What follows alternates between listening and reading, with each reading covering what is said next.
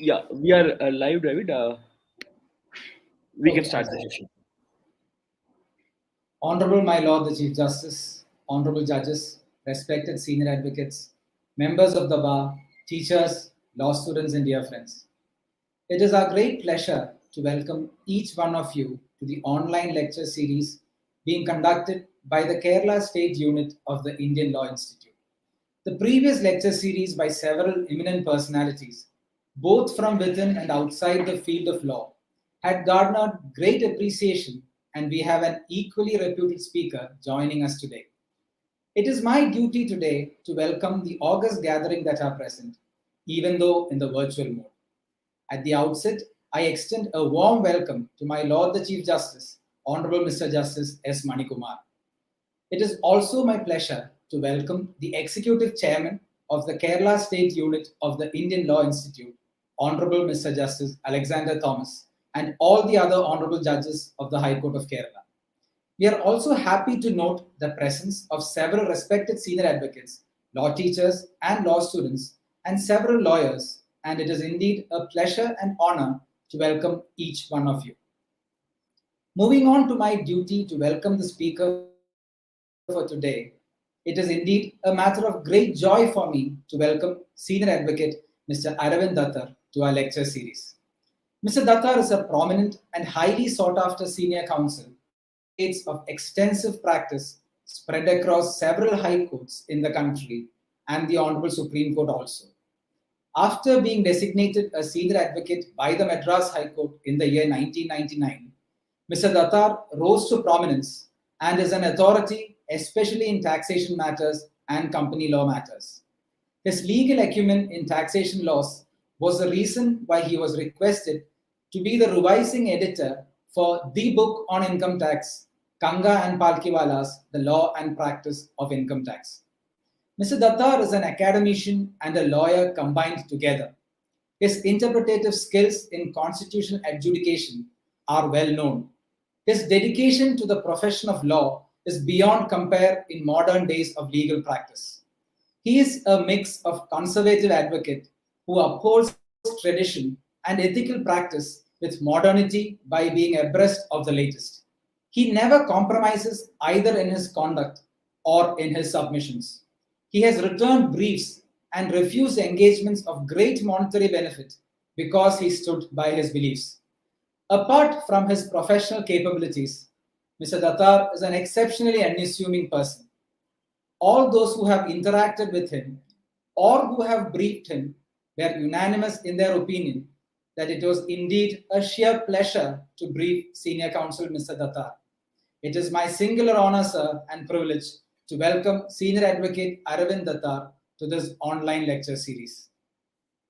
I request Advocate Krishna to introduce the topic for today's lecture.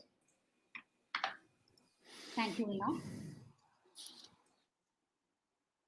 Being the largest democracies in the world, India and America are intertwined in their pursuit to balance individual liberty and national prosperity. As early as in 1947, Justice Felix Frankfurter of the US Supreme Court advised Sir B.N. Rao to delete the words due process of law from the text of India's draft constitution. Our nation makers heeded to the advice to pave a different path for constitutional liberty, yet acknowledging that the US Constitution should be studied not for a wholesome adoption, but for the judicious adaptation of its provisions, keeping in mind our unique circumstances. Since then, American jurisprudence has cast an irresistible sway over India's judicial thought and development. The preamble of both documents start with the same three stirring words, we the people, a phrase that confers equality, humility, and self-possession all at once. Indian Constitution has also adapted the thought propounded by the founding father of American Constitution, Thomas Jefferson, that process of amendment should be flexible so as to conform with the Jeffersonian idea that each generation should be free to adapt the Constitution to the conditions of its time. I'm sure this lecture would enlighten us as how our unique Indian Constitution came into the fore with the influence of American model of law. Similarly with Canada, India shares a history of Commonwealth influence in an ever-globalizing world. The provisions of a federation with a strong center, residuary powers of the center, and advisory jurisdictions of the apex court can all be attributed to a Canadian influence. Tracing the contemporary constitutional developments in both these jurisdictions will no doubt enrich your understanding and interaction with our own constitution. And there's no one better to delve into this topic than Sri Arvind Datar, who has penned a compendious article on the influence of American and Canadian constitutional laws on the Indian Constitution. Without much ado, I most humbly invite Sri Arvind Datar to deliver the lecture on the topic Insights and Perspectives on American and Canadian Constitutional Laws and its Relevance to Indian Public Law. Sir, please.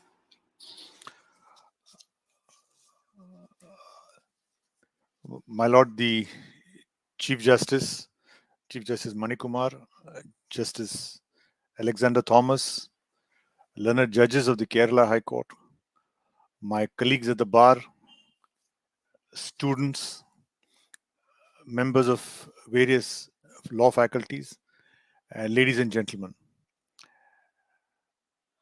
I must thank the Indian Law Institute, the Kerala unit of the Indian Law Institute, for inviting me to speak on this topic. I must thank them for understanding my difficulties and giving me some more time to give this lecture. When I was first discussing with Mr. Shyam Mohan about the topic, I happened to be doing one case where we had to refer to certain Canadian cases. And I thought that it would be appropriate to discuss what is the contribution of Canadian law to India, what is the contribution of US law to India.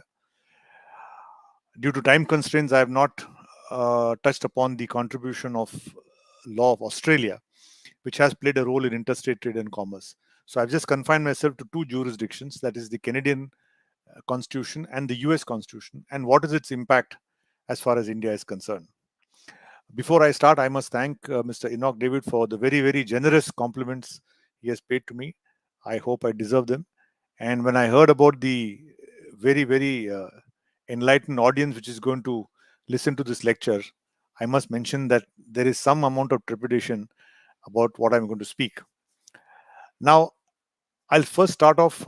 One more thing I must mention before I start was that when I was preparing for this research with some wonderful interns, I found that there's so much of material. I never knew that there's so much of material on hand.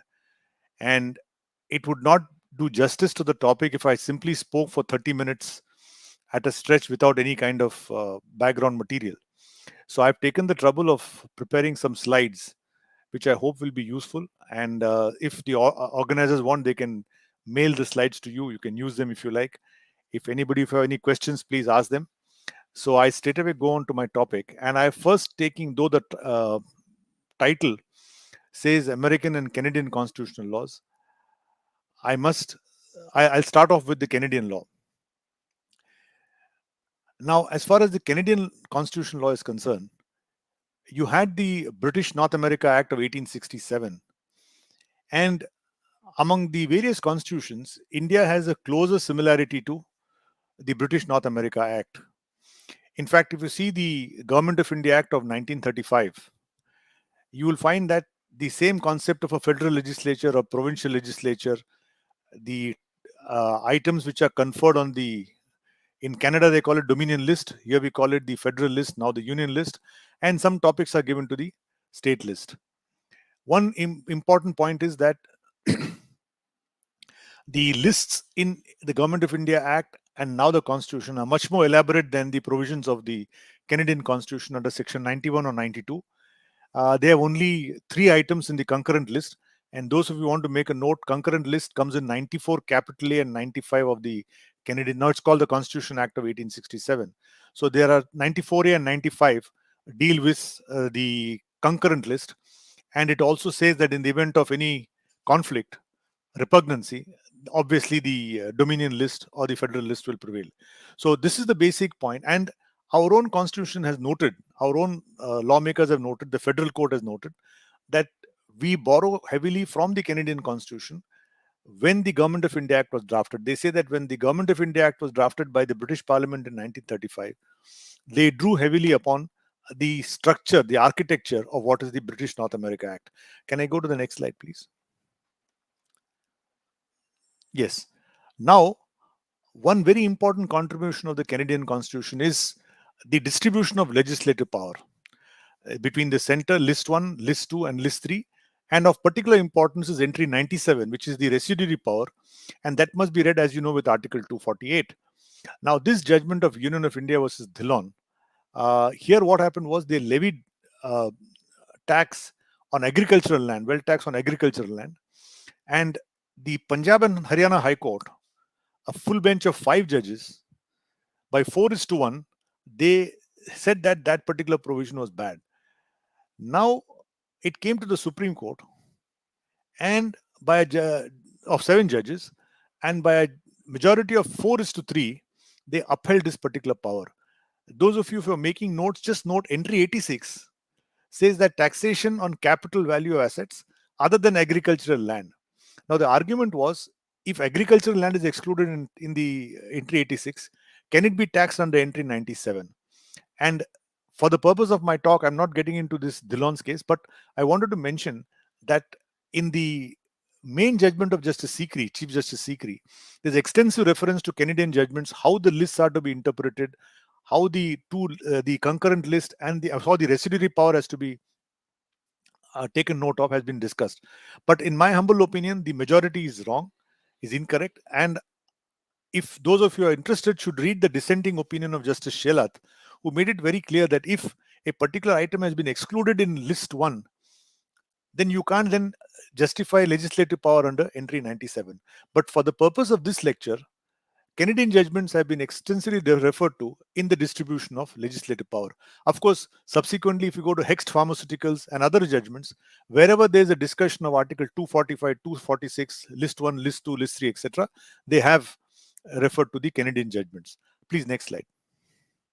Now, a very important contribution which Canadian law has made is the doctrine of pith and substance. And one of the outstanding judgments of the federal court is Subramanian Chettiar versus Muthuswamy Gounder, where it related to debt relief. And there, the Privy Council said, the Privy Council decisions from Canada, from Canada, they used to go to the Privy Council. Now, of course, they've got their own Supreme Court. But earlier, many judgments would go to the Privy Council on Canadian constitutional law. And there are important judgments. All of us know Attorney General for Canada versus Attorney General Ontario. Then the aspect theory cases, all of them went to Privy Council. The federal court remarks that because the structure of the Government of India Act and the Indian Constitution is similar, the Canadian principles are entitled to greatest weight. I'm sorry, it's height, it should be weight. And they serve as a very useful guide for this particular purpose. Then you next go to A.S. Krishna's case, where there's again case came from Madras, where they explain how this doctrine had been evolved. The judgment of T.S. Venkatarama here has very nicely explained how this particular doctrine has come. If you're interested, it's in paragraph 8 of this particular judgment. Next slide. Now, one latest contribution of aspect theory is from Canada. And this judgment is a landmark ruling of 7 judges. The majority judgment is by Justice Venkatchalaya. And the concurring view of Justice Ranganathan is equally important. Sadly, he passed away this morning at 12:30 a.m. One of our very, very great judges. Those who are interested, please see his dissenting opinion in the Antule judgment. I think, if I'm not mistaken, from para 142 to 192, 50 paragraphs, he dissented from the majority view. And it's a masterpiece by itself. Coming back to aspect theory, in the Federation of Hotel case, what they did was they levied expenditure tax if you spend money in expensive hotels. So Mr. Palkhiwala argued that this is nothing but in pith and substance, a luxury tax. It should come under entry 62, it can't come under this. He said, yes, you can levy expenditure on all. There was an expenditure tax act for some time. It was on all kinds of expenditure. There's no problem. But if you tax only an expensive item like a 5-star hotel or a luxury, then it amounts to a luxury tax. In pith and substance, it comes under entry 62 of list 2, and cannot be done. Then they said, no, they evolved the aspect theory. And when I spoke to Justice Venkatchalaya and some other context, he said they were struggling to get over Palkhiwala's arguments. And then Mr. Parasaran referred to this Canadian Constitution. And he said that we are not taxing the luxury, we are taxing the expenditure aspect of it. And they applied the aspect theory. In my humble opinion, this is a wrong application. Aspect theory should have no place in the Indian constitutional law, but unfortunately, it has been applied. For example, in the case of service tax on leasing transactions. Now, lease is deemed to be a sale by the 46th Amendment. So, in pith and substance, when you tax a lease, you are levying sales tax. Simple as that. Now, it is also settled by the Supreme Court that when you levy sales tax, you are levying tax on the principal component and on the interest component. In a leasing transaction, hire purchase transaction, in the EMI, monthly installment you pay, there is a principal component and an interest component. And the value of sale includes everything. Now, once it is taxed as sale, you can't levy service tax on the interest portion. But the Supreme Court in All India Federation case said, no, interest aspect can be taxed separately. According to me, that's completely wrong. There is no time to get into this, but this is an unfortunate point which should not have come. I personally feel we should go by the pith and substance theory. If a leasing transaction is in pith and substance, a sale, and it's a sale levy subject to sales tax, it can come only under list 2. You can't again levy it on the interest part. Similarly, profession tax, it's coming under entry 60 of list 2. Tax a profession. Now, you can't say that profession tax is paid whether or not I become an advocate or I practice in the court. When I do actual service, I am rendering profession tax. It's completely wrong. The right approach is by Justice Chinnappa Reddy in this International Tourist Corporation case. Those of you interested can note down. It is AIR 1981 Supreme Court, page 774.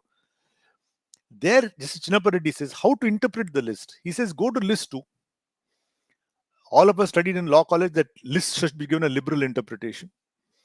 Now, if you liberally interpret list 2, if what is sought to be taxed or what is sought to be legislated can come within the liberal interpretation of list 2, then it can't be taxed under entry 97. This is the clear judgment, which unfortunately was distinguished and followed. But aspect theory is a Canadian concept which should not be applied, is my humble opinion. I hope sometime there's a 7-judge bench which overrules this. God knows what will happen in the future. Thank you. Next slide, please. This is a very important one. Proportionality. In the case of R versus Oakes, there was a case of proportionality, and that concept has now been imported into India. And if you see the aspect of proportionality in R versus Oakes, how did this proportionality come? Very interestingly, they said that for narcotic cases, the burden of proof shifts to the accused. Accused has to prove his innocence. That was struck down as being violative of Section 11D of the Charter of Freedoms of Canada. And they laid down 3 tests of proportionality that has been referred to in modern dental college. Justice Sikri has very nicely explained the concept of proportionality. And those of you interested can see there's a separate book by Aaron Barak, the Chief Justice of Israel, written a very beautiful book on proportionality. So we get from Canada, we get pith and substance, we get aspect theory, we get proportionality. All these concepts have come in from the Canadian Constitution. Next slide, please. Hate speech. Now, coming to recent times, there is what is called the Watcott rationale. There were some speeches or some social media, etc., against immigrants. And then the Canadian Constitution laid down what are the tests which amount to hate speech. And they said that a speech will be treated as hateful if it leads to vilification of a class of people or leads other people to detest that class. So that is the 2-stage test which was given for hate speech, and that has been followed in Pravasi Bhalai, which deals with migrant labor, interstate migrant labor. So this concept of a very good discussion on what amounts to hate speech, how it should be not be encouraged. So there's a kind of a objective test laid down as to what amounts to hate speech. Next. Yes. Now this is also a doctrine of indirect discrimination. It's a very interesting concept laid down in the Ontario human rights case. This was applied where women were recruited into the armed forces, and they said that, look, you can't disallow women from entering the armed forces. Now, indirect discrimination, so when you use indirect, automatically you think of direct. So the Canadian Constitution Supreme Court says direct is something which is patently obvious. You can easily see this is direct. But when you go to indirect, it is latent. It apparently looks like it is equal, but actually when you examine it in detail, it amounts to indirect discrimination. These are very interesting concepts, but due to constraints of time, I am not getting into them. So this is another interesting doctrine of a recent origin which we have got. You'll find that this pith and substance, etc., has come much earlier, but in the last few years, hate speech, indirect discrimination, we have borrowed from, we have taken the help of, or at least used these constitutional cases from Canada as our basis. In fact, I'll also mention, before, just go to the previous slide, in the tribunal's case, which I had argued for Madras Bar Association, and Justice Rohington Nariman's concurring view in the judgment, which he struck down the National Tax Tribunal Act. There, what happened was, they said that there'll be a national tax tribunal. The High Court's jurisdiction in all taxes, direct, indirect, will completely go. It will all go to the National Tax Tribunal. Now, there is extensive discussion in Canada on what is the role of tribunals vis-a-vis courts. And one interesting case I must point out, look at the approach. Unfortunately, our Supreme Court has given much more leeway to the government to get into tribunals, which in my humble opinion was a wrong step. But anyway, in Canada, there is a judgment called in re residential tenancies. In re residential tenancies. There was a huge housing shortage. There were a lot of rent control cases, more than 100,000 cases pending in Canada. It was a serious problem. So they formed what is called a Green Commission. Mr. Green was the chairperson. He formed a commission and he said, look, there are too many rent control cases. Why don't we start rent control tribunals manned by a judicial member, technical member, etc. So the load from the courts are taken away and the tribunals can decide the matter. And usual thing, tribunals are faster. There are no strict rules of evidence. It'll be cheaper justice. All these usual arguments were made. In an outstanding judgment of 7 judges, they said judicial power can never go outside the judiciary. And in fact, the UK Supreme Court has held there can be overlap between legislative power and executive power. We didn't talk of separation of powers. We said there is no strict separation, there can be some overlapping. But the UK Supreme Court has held that there can be overlapping between legislative and executive power, but they cannot be a mixture of judicial power with other powers. So the Canadian Supreme Court said, if you got too many rent control cases, the solution is start more civil courts to deal with this problem. You can't say that because the courts are flooded, I will start tribunals and then allow them to be manned by retired civil servants and so on. That's not possible. So Justice Nariman has extensively referred to, there are 4 Canadian Supreme Court judgments on what is tribunals, quasi-judicial power, etc. And he eventually struck that thing down. I forgot to mention it here, but it just occurred to me that we held enormously by the Canadian judgments in striking down the National Tax Tribunal case. Otherwise, see, now company law has gone straight to the Supreme Court. If tax tribunal had gone, there'll be no tax at all in any high court. And I had remarked at that time when arguing the case, I said that you'll have a situation where judges will go to the Supreme Court who have never dealt with the company law and never dealt with tax, because all tax cases have gone to the Supreme Court. But luckily that was at least struck down and the tax jurisdiction of the high courts has been preserved. Incidentally, our basic argument of the Madras Bar Association was high courts decide substantial questions of law in tax matters. 260A, central excise, only substantial question. The tribunal decides other matters. So I said that this is a core judicial power which can never go outside the judiciary. And I used the Canadian judgments for that and we succeeded. Next. Next, please. Yes, I have now, whatever interesting articles, I have put them on the slide. Those who want to follow it, these are interesting points which more elaborate. Those who are interested in going more deep into the Canadian aspects of what Canadian contribution is can read these 2 slides, 8 and next 2 pages. I've just collected, my interns have collected these slides, this research material which can be useful. Next, please. Next. Yes. Now, yes, that's it. Next, please. Now I go to the US Constitution.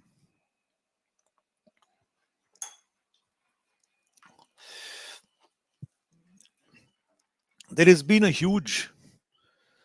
large number of cases of the where we have referred to US Constitution.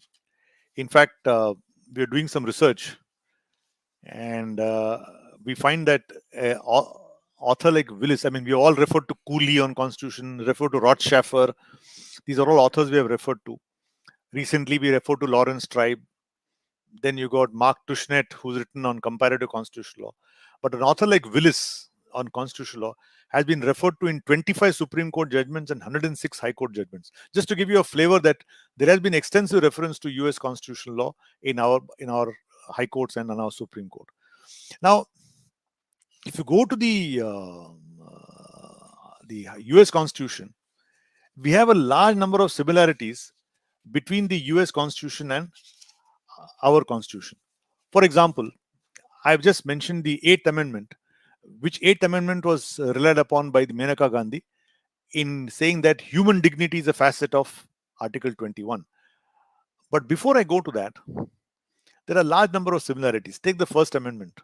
It talks of freedom of, it says state can't support any religion. Freedom of speech is there in First Amendment. But there is the freedom of speech is absolute. Here we got 19.1a subject to 19.2. You got the Fourth Amendment, which we relied upon in the Puttaswamy case on privacy, that every home is secure. So privacy principles came from Fourth Amendment. Fifth Amendment is no person can be punished twice, no double jeopardy. You can't be compelled to a witness against yourself. So Article 20 takes this place, has got some bearings on the Fifth Amendment. Then, of course, 14th Amendment is due process, which we all have discussed a number of times. And so there's extensive reference to the statutory provisions of the US Constitution, which we have taken, particularly the amendments. And of course, the most important thing, not only for India, but throughout the world, is Chief Justice Marshall's Marbury versus Madison, where he said that ultimately the Constitution is what the court declares it to be. We are the ultimate interpreters of what the Constitution means. The legislature can draft what it wants, but what it means is for the courts to eventually decide. This, I think, perhaps is one judgment which has preserved democracy in almost the entire civilized world, the right of judicial review. And at the end of it, it is not the legislature, not the judiciary, not the executive, but it's a constitution which is supreme. Next. Now, what are the US principles which are there? Yes.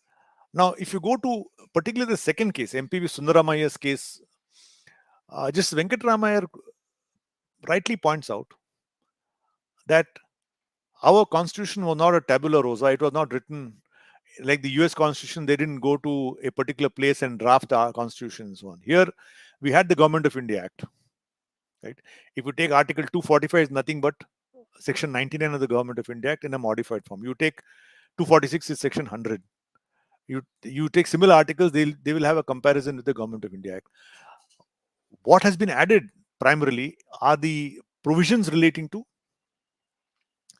fundamental rights, directive principles, and large changes have taken place in the legislative lists. See, obviously, there was no provision regarding foreign relation. All that has come as a Republican constitution, which was not there earlier. So he says that we should apply the US Constitution with caution. Don't simply blindly apply it. Apply it with caution, because when the Government of India Act was drafted, a lot of trouble went into the drafting of the Government of India Act. And I may just share an interesting story. When I was recently working while updating my book on the commentary on entry 97, the Government of India Act 1935 had no entry 97. There was no residuary power to the federal government. And why was that? I believe the majority minority communities had great difference of opinion on whether residuary power should be given to the federal list, should it be given to the state list, provinces, what should be done. So finally, the UK Parliament came to a compromise. They said, we won't give it to the union, we won't give it to the provinces, we will confer it to the Viceroy. And the Viceroy, the Governor General, was given the power under Section 104. He had the power, residuary power, to make any law which is not mentioned in List 1 or List 2, yes, or List 3. So, coming to this, back to US Constitution, he says, take the US Constitution, apply it with great care. Yes, please go further. Next. In fact, before going to this slide, now that I remember, yes, sorry, Now, Arup Bhuyan is a case where they said you can't have guilt by association. They referred to some US case where they apply it, but there's no discussion why they are taking the US Constitution. They simply say, yeah, this is the position in the US. In Brandenburg's case, we're applying it. But there's a huge, still unsettled principle. It's pending before 5 judges now. Article 13 says that if a law contravenes Part 3, it shall be void. Now, what do you mean by void? Is it void? Is it voidable? Is it void ab initio? Right from Keshav Madhav Menon, if you go on this thing, as far as pre-constitutional laws are concerned, there is no problem. The moment the constitution comes into force, to the extent of inconsistency, it is no longer valid. But the difficulty comes after 1950, even now. Let us say, for example, a law is passed in 2015. It is challenged in, let's say, in the Kerala High Court. It's a Kerala law. For whatever reason, it ultimately comes for final hearing in 2022 and is struck down. Now, what is the effect of such a declaration? When does it take place? Does it mean that the law is invalid, void ab initio? If the answer is yes, what happened to all the things which took place between 2015 and 2022? Because there was no stay, the act was valid, there's a presumption that the constitution is valid. And all the acts done in that particular point of time, what happens to them? So the UK courts they don't have this constitution, but in administrative law, they could have delegated legislation. They've evolved a theory of a second actor. That is, all acts done when the law was valid, was operational, will be preserved. They will not be affected. And the striking down will operate prospectively. We've got a doctrine of prospective overruling, but prospective overruling is overruling a judgment. You can't prospectively overrule a statute. You may say, okay, fine, the invalidity is from this day onwards. But in discussing voidable, Keshav Madhav Menon, Behram Pesikaka, then you have Deep Chand, Mahendralal Jaini, then you have L. Jagannath versus Land Revenue, all the line of cases from 1950, the last case is 1972, where some courts say a law struck down is void ab initio. They refer to some US Constitution, US authors, which say a law is stillborn. It has no life. It is wrong. A very good article came. He said if the law is stillborn, today if a law is struck down, it can be placed in 9th schedule and it will be valid, it will be immune from challenge. If it is stillborn, then there is no law at all. Where's the question of putting it there? Suppose it is stillborn by a single judge, struck down by a single judge, it's stillborn. What happens in the writ appeal? What happens in Supreme Court? So this theory of stillborn is wrong. But the point I'm making is the entire basis of what is a void ab initio law, what is a void law, what's a voidable law, all has been discussed from the US Constitution. Of course, later from 1948, they have taken a lot of material from Wade also on this particular aspect. So there's a huge body of literature, Article 13, Article 14, on the concept of voidness. Yes, and now it will be decided by a bench of 5 judges in the Supreme Court. Next, please. Yes, now just go to specific doctrines and specific tests. Police power. You see, in the US Constitution, they have kept this police power as a special power. There's some kind of residuary legislative power is there, where the states can use police powers, the quote-unquote police powers, to preserve morals for the good of society, etc. In Kameshwar Prasad, they said, sorry, we have got 245, we have got 246, we got elaborate lists. So there is no inherent legislative power. There must be a power. You make a law, then you implement it. There is no police power over and above what is mentioned in these lists. So this police power has been rejected as far as the India is concerned. So they specifically said, yes, this principle is applicable, this principle is not applicable. Then take Patuma's case, which is again from Kerala, where they make it very clear that in interpreting the 7 freedoms, the US test of reasonableness will not apply. It's a nice judgment by 7 judges. And they say that in our Article 19, we ourselves have got various restrictions. So let us not incorporate US tests of reasonableness into our law. Similarly, you go to strict scrutiny test, intermediate scrutiny test, all these have been rejected. In Saurabh Chaudhary's case, we deal with the admissions issues. So police power rejected, reasonable test rejected, strict scrutiny test. All these three tests applicable in US law has been decisively rejected in this by the Indian Supreme Court. Yes.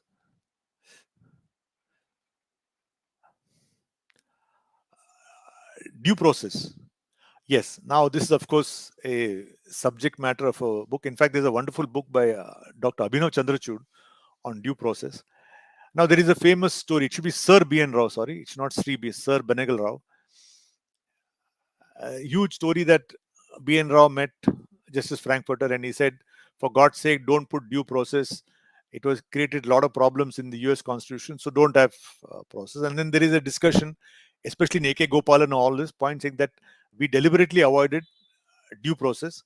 And when we say Article 21 says, no person shall be deprived of life or liberty except by the procedure established by law. That procedure established by law doesn't involve due process. So this is the way it went on.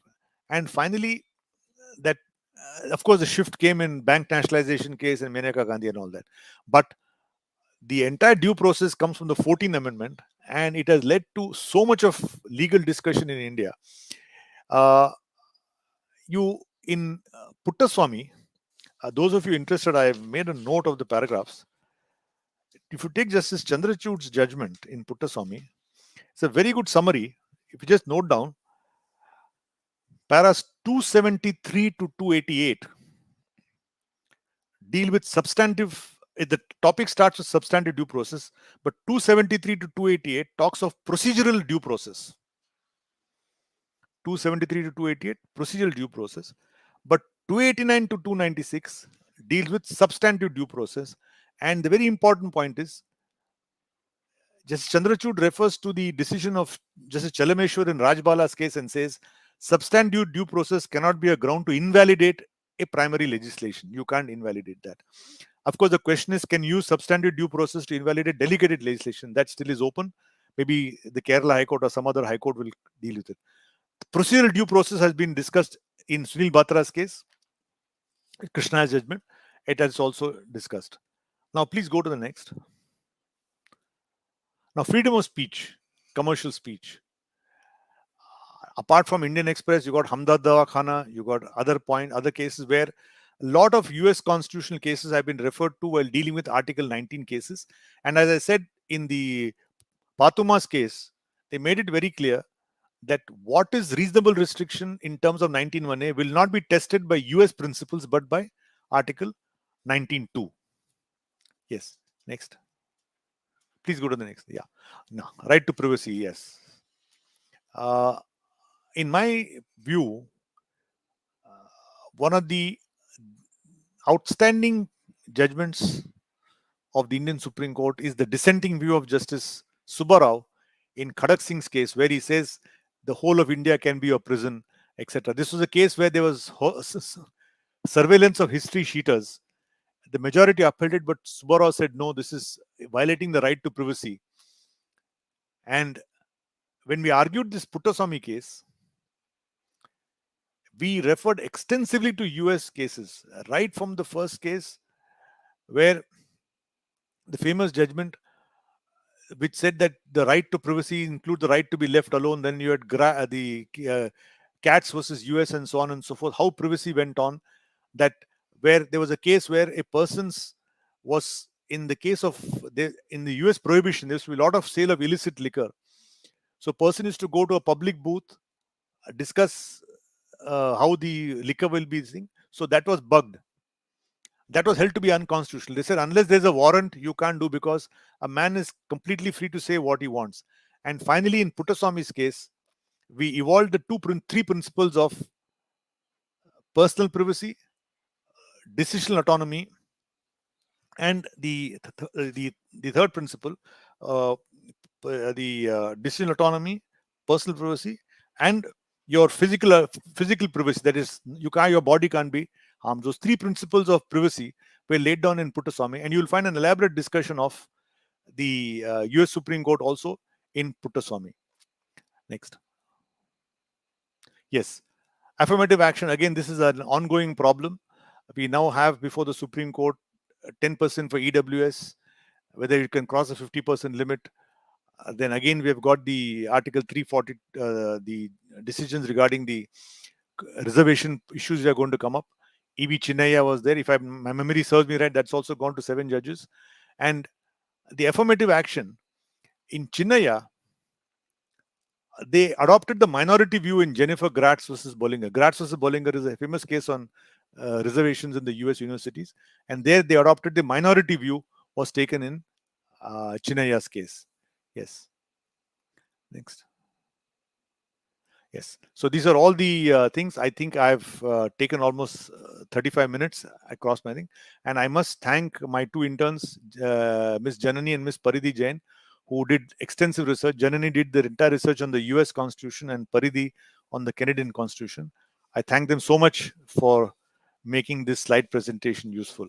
I said that I'll speak for about 30 minutes. My apologies, I have overshot the limit by 5. But there's so much to discuss on both Canada and US Supreme Court, how those laws have been discussed. And for the reason, the method which I saw which adopted was, first take the Indian statute, take a corresponding US statute, see how these provisions are. In the Company Law Tribunal's case, we showed the provisions of the Administrative Agencies Act. In the USA, they're called administrative agencies. They're not called tribunals. So what were the provisions?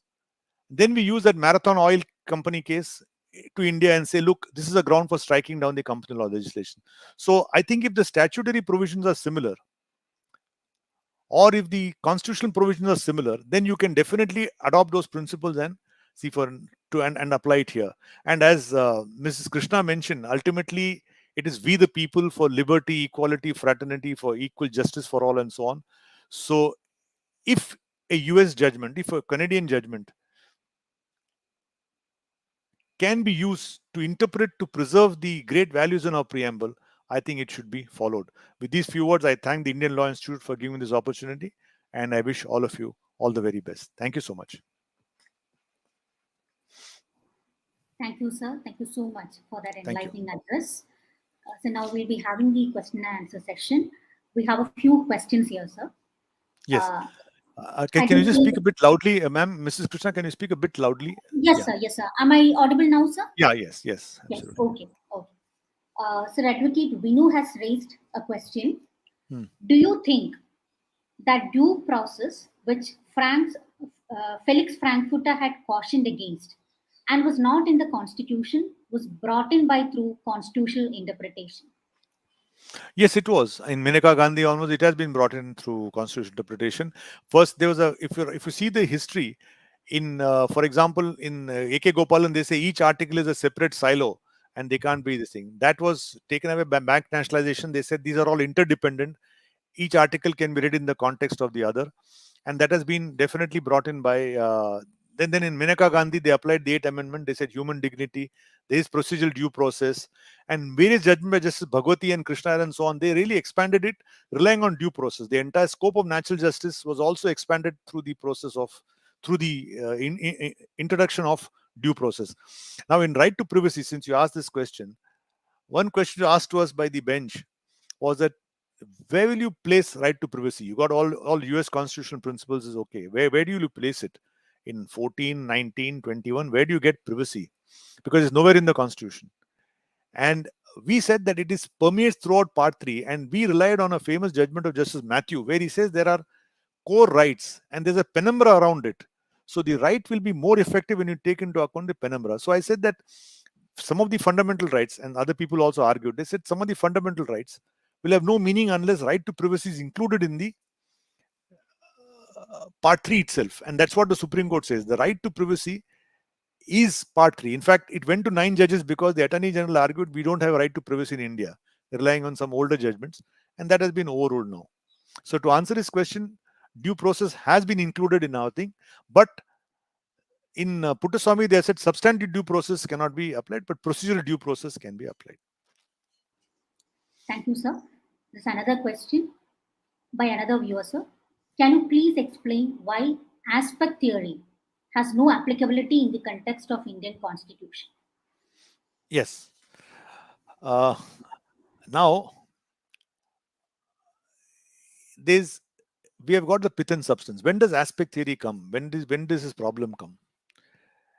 When a central law is made and we say it overlaps with the state law. A classic example is service tax versus sales tax.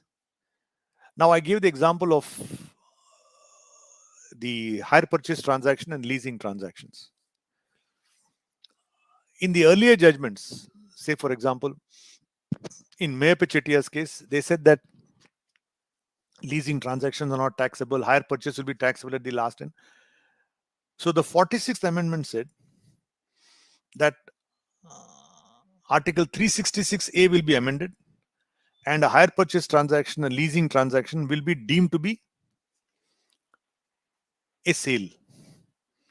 So from the 46th Amendment in 1986, all leasing transactions can now be subject to sales tax. There's no problems. Now in a lease, if I take a lease finance, suppose I buy a car for say 10 lakhs and I take a lease and the say monthly installment is 3 lakhs or say 4 lakhs a month is the monthly installment. Now that 4 lakhs may include initially 2.5 lakhs of principal and 1 lakh of interest. Now according to me, the whole amount is consideration for the sale. You can't now split the consideration and say the principal amount will be towards entry list 2 and the interest amount will be towards service tax. That can't be done, was my submission. Now you take for example the mixture of the famous case of CP and Berar. I sell a car, or let's say I'm Maruti, I make a car. On the manufacturer, I pay excess duty. I'm talking of pre-GST days. On the manufacturer, I paid excess duty, which is entry 84 list 1. On the sale, I pay sales tax entry 54 list 2. What do I pay the tax on? I pay the tax on the selling price. Same 10 lakh car, I'll pay excess duty. Same 10 lakh price, I pay sales tax. Do you say the two taxes are overlapping? Answer is no. One is a tax on manufacture. One is a tax on sale. If I manufacture the car and unfortunately nobody wants to buy it, I still have to pay excess duty. But if I'm a dealer and my car is not sold, I don't have to pay sales tax. Till the sale takes place, there'll be no tax. So there are two taxable events, but the tax is on one sale price. That just Mr. Siroy calls it subject matter of tax and measure of tax. Subject matter has to be two things. Measure can be one. Take your house property tax. You got a house in Cochin, say for example, you'll be paying property tax. Now they can levy property tax on the area, on the square feet, on the locality, whatever they got, have some rational basis they can have. Or they can say what is your notional rental income. That can be the measure of tax. Now on the house property income, you're also paying income tax. Now can you say these two taxes are same? No, one is on tax on the building, one is tax on your income. The two subject matters are different. Now in aspect theory, you can't take one particular transaction, split it and say it's on the aspect. Like in entry 56 on road transport tax, they say on the passenger service. If entry 56 permits state government to levy tax on transportation of passengers, where is the question of passenger service? According to me, it's not done. And aspect theory, actually, if you see the original judgment of aspect theory, this shortage of time, it all started with a person who was basically running a bar and had billiards. And the law of Toronto said that you can't have a game of billiards beyond 7 p.m. So billiards was played beyond 7 p.m. and he was fined. Some $10 was fined. It went up to Privy Council. I don't know how they could afford that litigation.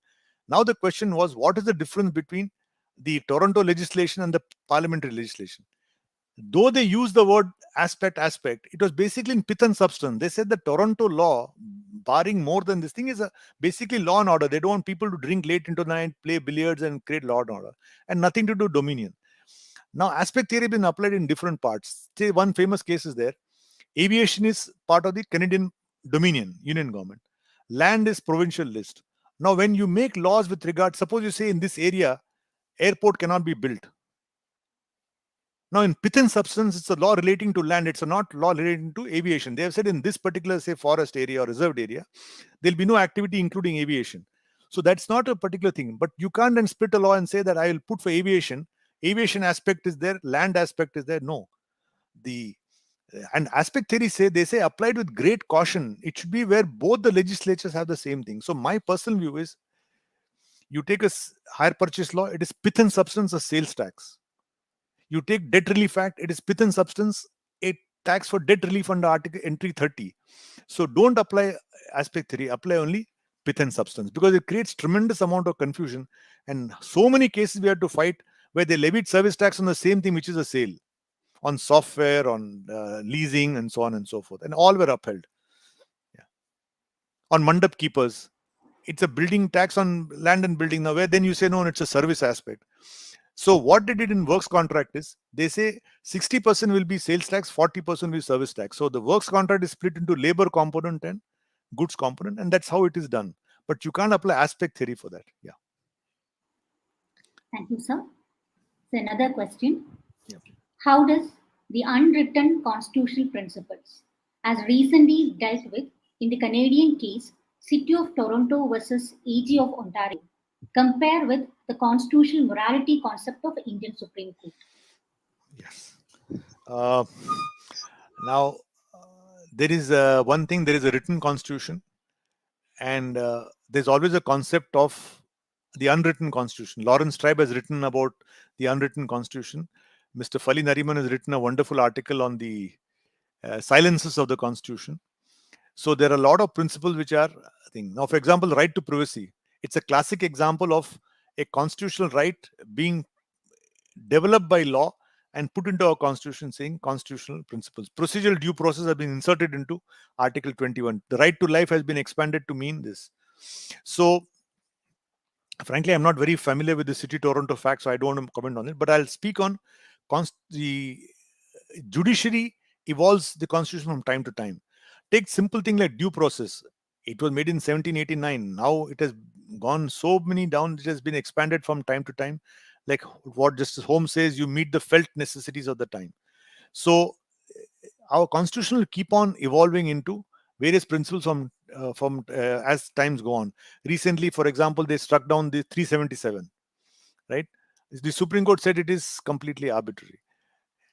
Arbitrariness is a new ground to strike down legislation. Where do you get that? It's again a judicially evolved principle. So, coming to the issue of constitutional morality, in fact, this has been referred to in the 7 judges bench in the Sabrimala case, which again is from Kerala. And the first question is constitutional morality, and we have divided the work among ourselves. I'm supposed to argue on constitutional morality.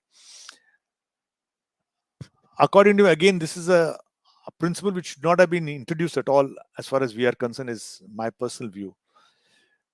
What is this constitutional morality? Where did it come from? If you see Dicey's constitution, I think it's part 8, he refers to constitutional morality in the context of constitutional conventions. Like in the in UK Parliament, there is no written constitution.